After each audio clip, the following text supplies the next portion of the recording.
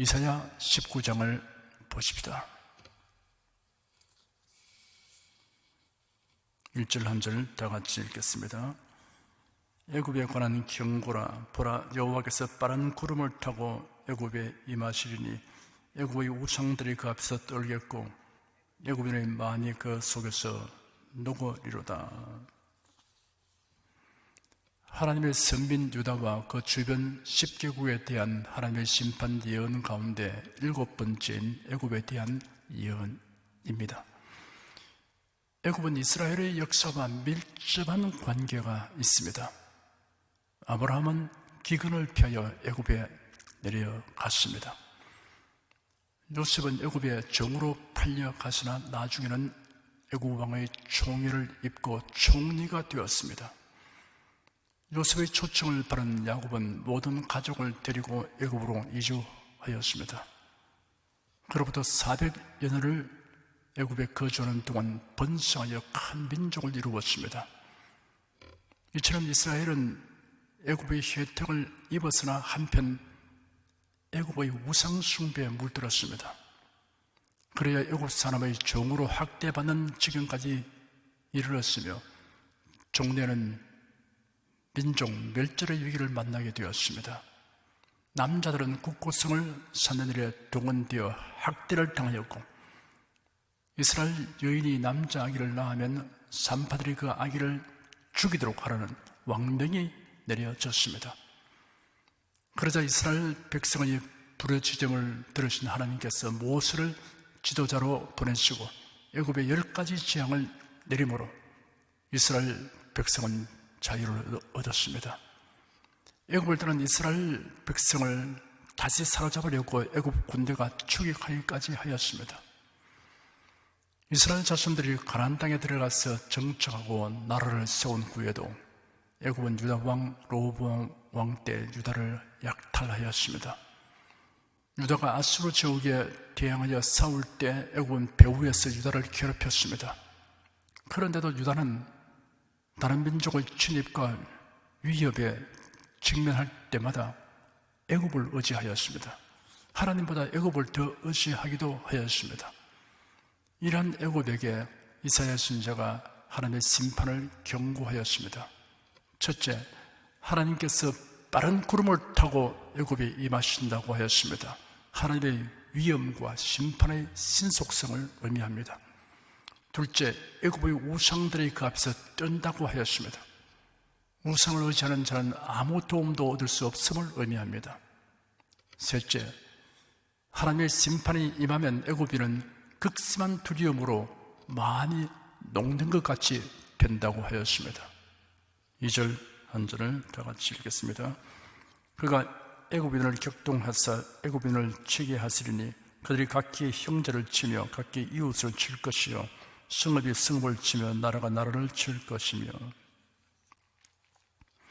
하나님께서 애굽을 파멸시키는 방법에 대한 설명입니다. 내부 분열이 생기고 드디어 내란이 일어나서 동족 상전을 하게 됩니다. 내부의 분열과 내란은 외적의 침입 이상으로 비참합니다. 6.25 전쟁, 보스니아 내란, 앙골라 내란, 르완다 내란은 동족 상전의 비참함을 보여주었습니다. 6.25 전쟁이 발발한 날로부터 70년의 세월이 지난 동안에 북한 공산당은 수없는 도발을 감행하여 우리 국민들을 해쳤고 적화 통일의 야욕을 달성하기 위해 대량 살상 무기들을 끊임없이 개발하여 위협하고 있습니다. 하나님의 도우심으로 우리나라는 날로 부강하게 되고 반면에 북한 공산정권은 경제적으로 파탄증에 놓이게 되었는데도 국민의 생명과 재산의 안전에는 관심 없는 지도자들에 의하여 북한 공산정권을 엄청나게 지원하여 핵무기를 개발하게 함으로 적과 통일의 위기에 처하게 하였습니다. 자유와 복음으로 통일할 수 있는 기회를 도리어 망국의 위기가 되게 하였습니다. 그래서 우리는 하나님께 부르짖어 호소하는 것입니다. 하나님의 도움 없이는 이 난국을 헤쳐나갈 수가 없음을 알기 때문인 것입니다. 3절 한 절 읽겠습니다. 애굽인의 정신이 그 속에서 쇠약할 것이요 그 도모는 거의 파신 바가 되리니 그들이 우상과 마술사와 신접한 자와 요술을 계기에 물으려다. 정신이 쇠약해질 것이란 말은 지혜가 어두워지게 될 것이란 말입니다. 애굽은 훌륭한 지리적 조건으로 인하여 일찍부터 문명이 발달했고 애굽인들은 자신들의 문화와 과학기술에 남다른 자부심을 가졌습니다.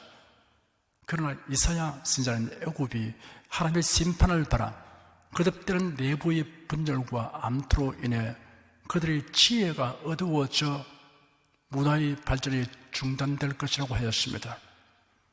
그뿐 아니라 이로 말미암아 사회가 급속한 속도로 파멸되어 애굽에서는 각종 미신과 사술이 성행할 것을 선포하고 있습니다. 사회가 불안하게 되면 미신과 사술이 성행하게 됩니다. 하나님이 없는 자들이 두려움을 어떻게 대처하는가를 말해주고 있습니다. 4절 한 절 다 같이 읽겠습니다. 그가 애굽인을 잔인한 군주의 손에 붙이시니 포악한 왕이 그들을 치리하리라. 주 만군의 여호와의 말씀이니라. 하나님의 심판으로 말미암는 내란으로 인해 지혜와 분별력을 상실한 애굽인들이 결국 노예 상태로 전락하게 될 것이 예언되었습니다. 포악하고 잔인한 군주의 지배를 받는 것도 하나님의 심판에 의하는 것입니다. 5절부터 10절까지 읽겠습니다. 바닷물이 없어지겠고 강이 잦아서 마르겠고 강들에서는 악취가 나겠고 애굽 시냇물은 줄어들고 마름으로 달과 같이 시들겠으며 날 가까운 곳 날 언덕의 초장과 날 강 가까운 곡식밭이 다 말라서 날아 없어질 것이며 어부들은 탄식하며 무릇 날 강에 낚시를 던지는 자는 슬퍼하며 물에 그물을 치는 자는 피곤할 것이며 세마포를 만드는 자와 백목을 짜는 자들이 수치를 당할 것이며 애굽의 기둥이 부서지고 품꾼들이 다 마음에 근심하리라. 자연재해를 통한 경제적 피해가 막중하게 될 것을 예고하였습니다. 극심한 가뭄으로 말미암아 막대한 경제적 손실을 초래하게 됩니다. 애굽의 나일강은 마치 바다와 같이 넓었고 항상 풍성한 물이 흐르고 있었으며 해마다 한 번씩은 덤남하여 토지를 비옥하게 하고 깨끗한 수질을 유지하였습니다. 그러나 하나님의 심판의 손길이 미친 이후에는 나일강이 바닥을 드러낼 만큼 말라버리는 이변이 생기게 됩니다. 수량의 급격한 감소와 수질 오염으로 강에서는 악취가 납니다. 강변의 골풀들은 모두 마르고 나일강변의 초장과 곡식밭도 다 말라버립니다. 애굽의 농업과 산업의 젖줄인 나일강의 마름은 농업뿐 아니라 어업도 타격을 입힙니다. 어부들은 생계가 막연하게 되어 슬퍼하고 탄식하게 됩니다. 왕과 제사장의 의복을 만드는 세마포와 일반 백성들의 무병옷을 만드는 산업에도 크게 타격을 주게 됩니다. 가뭄으로 인해 아마와 면화가 자랄 수 없기 때문입니다. 그 결과 빈부 기천을 막론하고 모든 애굽인들이 낙담하게 됩니다. 11절부터 15절까지 읽겠습니다. 수완의 방백은 즉히 어리석었고 바로의 가장 지혜로운 모사의 모략은 우준하여 졌으니 너희가 어떻게 바로에게 이르기를 나는 지혜로운 자들의 자손이라 나는 옛 왕들의 후예라 할 수 있으랴. 너희 지혜로운 자가 어디 있느냐? 그들이 만군의 여호와께서 애굽에 대하여 정하신 뜻을 알 것이요 곧 네게 구할 것이니라. 소완의 방백들은 어리석었고 노업의 방백들은 미혹되었도다. 그들은 애굽 지파들의 모퉁이 돌이 언을 애굽으로 거룩하게 하였도다. 여호와께서 가운데 사특한 마음을 섞으셨으므로 그들이 애굽으로 메사에 잘못하게 함이 취한 자가 통하며 비틀거림 같게 하였으니 애굽에서 머리나 꼬리나 종려나무 가지나 갈대나 아무 할 일이 없으리라. 하나님은 전통적으로 가장 분별력 있고 유식하며 지혜로운 모사들인 소환의 방백들과 노업의 방백들의 지혜를 미련케 하여 무분별하고 우둔하게 만들었습니다. 그 결과 혼미한 정신을 가진 지도자들의 통치를 받는 애굽은 매사에 문제가 발생합니다. 마치 술 취한 자가 토하여 비틀거리는 것과 같아서 그 누구도 바로잡을 수 없는 상황이 되었습니다. 지혜가 우리 개개인의 삶에도 중요하지만 사회 지도자들, 국가 통치자에게는 더없이 중요한 것입니다. 지혜가 없으면 항상 잘못된 것을 채택합니다. 망하는 방향으로 갑니다. 산업 부분의 전문가들이 제시하는 산업 발전의 4가지 요소는 이러합니다. 첫째는 착상입니다. 아이디어. 둘째는 발명입니다. 셋째는 모방입니다. 넷째는 혁신, 개량입니다. 모든 발전에서 가장 토대가 되는 것이 바로 아이디어. 이것이 중요한 것입니다. 훌륭한 착상, 여기서부터 시작하는 겁니다. 지혜가 사라지면 아이디어도 사라집니다. 뭘 생각해야 된다는 것이 전부 잘못되는 방향으로 생각을 하게 되는 것입니다. 좋은 아이디어, 탁월한 작성, 굿 아이디어, 이런 것이 계속 나와야 됩니다. 역사가 토인비가 말하기를 바울을 싣고 간 배는 유럽의 문명을 싣고 갔다고 했습니다. 바울이 아시아에서 복음을 전하다가 성령께서 이것을 막으셨습니다.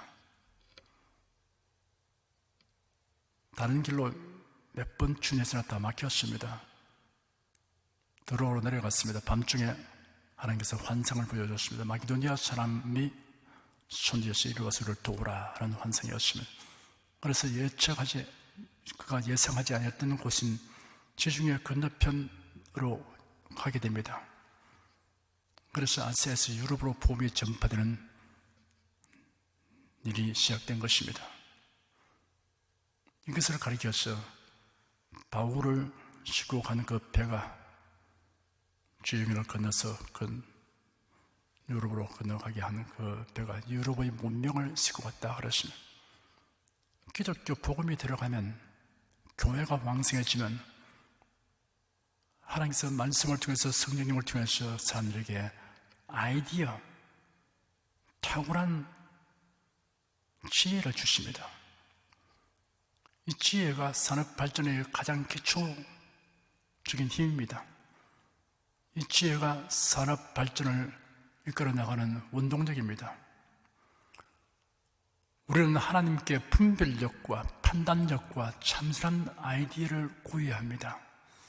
야고보서 1장 5절에 누구든지 너희 중에 누구든지 지혜가 부족하거든 모든 사람에게 후히 주시고 꾸짖지 아니하시는 하나님께 구하라 그리하면 주시리라 하였습니다. 놀라운 약속입니다. 이런 말씀이 우리에게 주어졌습니다. 큰 선물입니다. 이 말씀에 의해서 여러분께서 매사에 하나님께서 공급하시는 지혜를 구하고 그 지혜를 통해서 여러분 삶의 발전과 향상이 있게 되기를 바랍니다. 16절, 17절 2절 읽겠습니다. 그 날에 애굽인이 분노와 될 것이라 그들이 만군의 여호와의 흔들리는 손이 그 위에 흔들림을 하여 떨며 두려워할 것이며 유다의 땅은 애굽의 두려움이 되리니 이는 만군의 여호와께서 애굽에 대하여 정하신 모략을 인함이라. 그 소문을 듣는 자마다 떨리라. 강성함을 자랑하던 애굽이 하나님의 심판을 경험한 후에는 완전히 무기력하게 되고 부녀같이 연약한 존재가 된다고 하였습니다. 애굽인들은 유다 백성의 하나님에 대한 공포가 극심하여 그들은 심지어 유다의 땅에 대한 소문을 듣는 것만으로도 몸서리치게 된다고 하였습니다. 애굽이 유다를 꾀어 하나님을 배반하고 애굽을 의지하게 하기 때문에 유다를 심판하신 하나님이 애굽을 내버려 두실리 만무하다는 것을 그들이 알았던 것입니다. 18절부터 21절까지 읽겠습니다. 그 날에 애굽 땅에 가나안 방언을 말하며 만군의 여호와를 가리켜 맹세한 5 성읍이 있을 것이며 그 중 하나를 장망성이라 칭하리라. 그 날에 애굽 땅 중앙에는 여호와를 위하여 제단이 있겠고 그 변경에는 여호와를 위하여 기둥이 있을 것이요 이것이 애굽 땅에서 만군의 여호와를 위하여 표적과 증거가 되리니 이런 그들이 그 압박하는 자의 영고로 여호와께 부르짖겠고 여호와께서는 한 구원자 보호자를 보내사 그들을 건지실 것이니라. 여호와께서 자기를 애굽에 알리게 하시리니 그 날에 애굽인이 여호와를 알고 제물과 예물을 그에게 드리고 경배할 것이요 여호와께 서원하고 그대로 행하리라. 애굽에 임할 심판의 메시지가 끝나자 이사야는 갑자기 분위기를 전환하여 회복과 구원의 메시지를 선포하고 있습니다. 유다의 종교적 영향력이 확산되어 애굽의 영적 풍요로움이 나타나고 이어서 세계적으로 드러난다는 것입니다. 선지자는 애굽인들이 하나님을 알게 되고 하나님께 제물과 예물을 드리며 경배하게 된다고 예언합니다. 장차 애굽 땅에는 가나안 방언인 히브리어를 말하게 된다고 하였습니다. 히브리어는 이스라엘 자신이 사용하는 언어입니다. 그리고 여호와의 이름으로 맹세하는 사람들이 사는 5개의 도시가 생겨나며 그 중에 하나는 장망성이라 불릴 것이라고 하였습니다. 여기서 장망성이라고 번역된 명칭의 한자를 풀이하면 장차 망할 성이라는 뜻입니다. 개역개정 성경에서는 멸망의 성으로 번역되었습니다. 멸망의 성읍이라는 명칭이 사용된 연유에 대하여 여러 가지 학설이 있으나 확실치 않습니다. 애굽 땅 중앙에는 여호와를 기념하는 제단이 있게 되며 애굽인들이 외부의 압박을 받게 될 때 하나님께 간구하면 하나님께서 구원해 주신다고 하였습니다. 또한 하나님을 섬기게 된 애굽인들이 또다시 범죄하면 하나님께서 징계하여 돌아오게 하시며 애굽인의 기도를 항상 들어주시냐고 하였습니다. 이사야 선지자는 이러한 예언을 통하여 애굽인들이 개종하고 하나님께로 돌아와서 풍성한 영적 복을 향유하게 된다는 사실을 강조합니다. 이러한 이사야의 예언은 후대 그대로 실현되었습니다.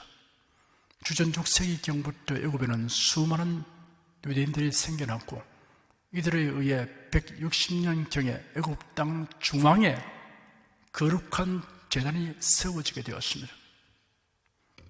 그때 유다의 제사장 오니아스 4세가 고국에서 도망하여 애굽에 망명했었는데 애굽의 톨레미 왕으로부터 예루살렘에 있는 것과 같은 성소를 지을 수 있도록 허락을 받았습니다. 그런 자신의 계획이 이사야의 예언에 근거한 것이라고 말했습니다. 그가 계획한 성소는 애굽의 중앙, 즉 멤피스 북동쪽 36km 되는 지역에 세워졌는데 성의 요새 모양으로 건축되었으며 약 200년간이나 존수했고 아름다운 장식으로 유명했습니다. 이와 같이 성전이 건립된 후 애굽에는 각종 수도원과 교회가 많이 생겨났습니다. 또한 초대교회 시대 이후 가장 크게 번영한 교회도 바로 이 지역 북아프리카의 교회들이었습니다. 알렉산드리아에서는 구약 성경이 헬라어로 번역되기도 하였습니다. 이처럼 애굽은 기원전 2세기부터 여호와를 섬기는 영적 풍요를 누리기 시작하여 기원 후 640년경 이슬람의 진입이 있기까지 오랫도록 이스라엘과 똑같은 차원에서 하나님의 구원의 날개 아래에 들게 되었습니다. 하나님 말씀은 언제나 신선하게 성취됩니다. 22절 한 절 읽겠습니다. 여호와께서 애굽을 칠 것이라고 또 치시고는 고치실 것인 고로 그들이 여호와께로 돌아올 것이라. 여호와께서 그 간구함을 들으시고 그를 고쳐주시리라. 하나님의 징계에 관련하여 사람들은 네 종류로 분류할 수 있습니다. 첫째, 징계받을 일은 하지 않는 사람이 있습니다. 탁월한 사람입니다. 항상 경건하게 살려고 힘쓰고 하나님의 눈에 나는 짓을 하지 않습니다. 징계받을 일을 하지 않습니다. 이런 사람이 얼마나 될는지 그 숫자가 비교적 많다고 보기는 어려울 것입니다. 둘째, 징계가 오면 곧바로 회개하는 사람이 있습니다. 이거는 하나님께서 꾸짖구나. 하나님 잘못되었습니다. 용서해 주십시오. 이렇게 바로 회개하는 사람이 있습니다. 셋째, 큰 징계가 임해야 회개하는 사람이 있습니다. 여간 징계를 받아서는 깨닫지도 못하고 완고해서 고치지 않습니다. 그러다가 엄청 징계가 오면 그제서야 항복합니다. 통해 자복하고 돌아옵니다. 회개합니다. 넷째, 징계가 오면 더욱 완악해지는 사람이 있습니다. 결국은 하나님을 등지고 떠나가게 되는 사람이 생깁니다. 하나님의 징계에 관해서 이 네 종류의 사람 가운데 우리가 어떤 사람이 되어야 할 것인가를 생각해 보아야 할 것입니다.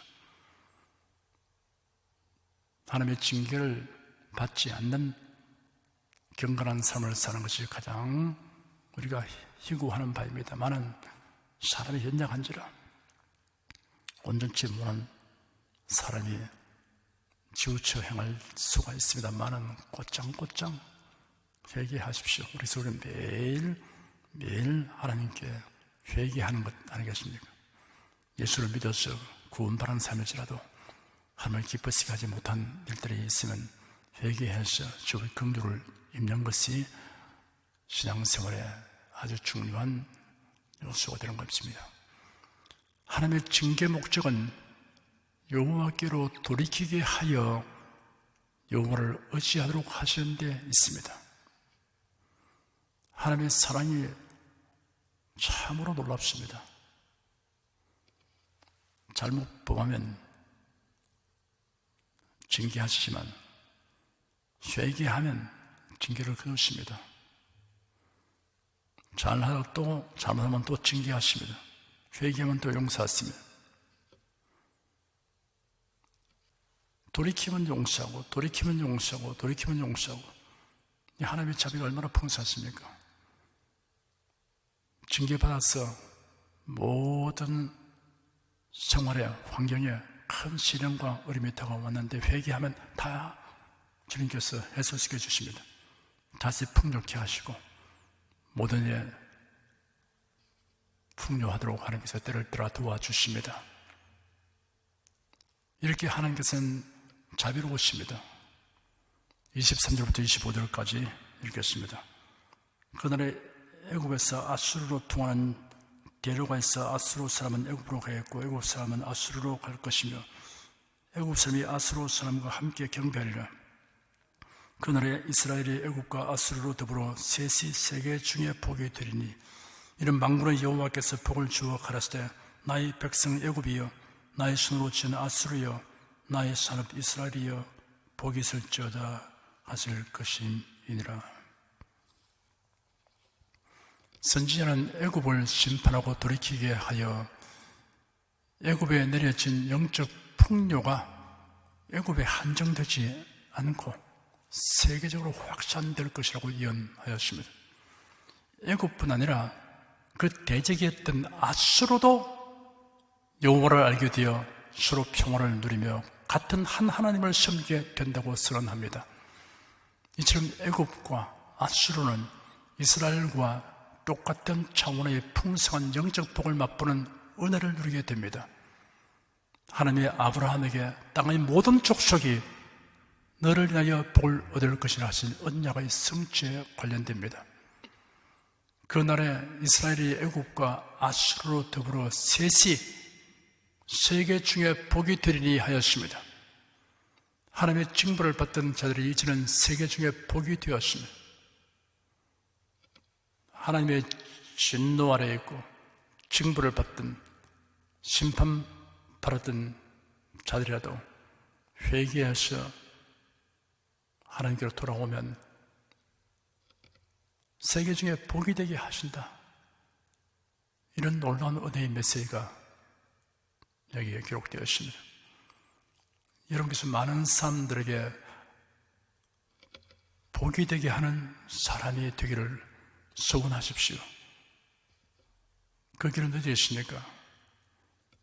하나님 말씀을 늘 사모하고 주의 말씀을 따라서 살기를 힘쓰면 되는 것입니다. 사람들에게 기쁜 소식, 복된 소식, 구원의 소식, 복음을 전파하는 사람은 이 사람은 많은 사람의 복이 되는 사람이 되는 것입니다. 복을 받게 하는 사람, 복으로 인도하는 사람이 되는 것입니다. 복음을 전파하는 사람은 사람들에게 복된 삶으로 인도하는 역할을 하고 있는 것입니다. 이상에서 나타난 영적 풍요의 세계적 확산에 관한 예언의 절정은 25절에 나의 백성 애굽이여, 나의 손으로 지은 아수르여, 나의 산업 이스라엘이여, 복이 있을지어다 라는 말씀입니다. 선지자는 여호와의 음성을 통해 민족적 차별 없이 온 세상 만민을 사랑하셔서 자기 백성으로 삼고 복을 주시기를 간절히 원하신 하나님 아버지의 우주적 사랑을 선포하고 있습니다. 그런데 오늘날 우리가 살고 있는 이 전 세계를 살펴보십시오. 복음이 온성 만민에게 전파되었습니다. 땅끝까지 전파되었습니다. 이젠 사람이 직접 가지 아니해도 복음을 전달할 수 있는 매체가 많이 있습니다. 사람들은 복음을 들을 수가 있습니다. 그래서 온 세상 만민에게 복음이 전파된 시대에 살고 있습니다. 각 나라와 민족과 방 가운데서 많은 사람들이 하나님을 경외하고 있습니다. 하나님께 기도하고 찬양하고 또 복음 전하는 일에 참여하고 있습니다. 하나님께서 이렇게 차별치 아니하시고 온 세상 만민 중에서 남녀, 노유, 빈부, 귀천, 인종 차별이 없습니다. 하나님의 택한 백성들을 불러주시고 그래도 예수 안에 거하게 하여 주시고 그들이 하나님을 찬양하게 하셨습니다. 주의 말씀에 귀를 기울이고 주의 뜻대로 살려고 애를 쓰고 하나님이 주신 예언의 말씀을 듣고 장차 다가올 영광스러운 그날을 향해서 기대하고 고대하면서 살게 해 주신 것입니다. 이사야가 예언하는 당시에는 유다와 애굽과 아수르 강대한 이 나라들, 대표적인 나라들입니다. 이들이 다 하나님을 경외하는 이런 복을 받게 되고 그러면서도 많은 나라 민족에 영향을 미치고 되는데 그러나 이것은 오늘날 시대에 대한 하나님의 모형적 의미를 가지게 되는 겁니다. 전종인 것입니다. 지금 우리는 바로 주 예수님이 오시기 직전에 살고 있다는 사실입니다. 이 복음이 천하 만민에게 전파된다. 온성에 전파된다. 그제야 끝이 온다. 이렇게 말씀하고 있는 것입니다. 여러분 마음에 설레는 기도를 가지고 이렇게 복음 전파하는 일에 열심을 다하시고 예배하는 일에 열심을 다하는 성도가 되기를 바랍니다.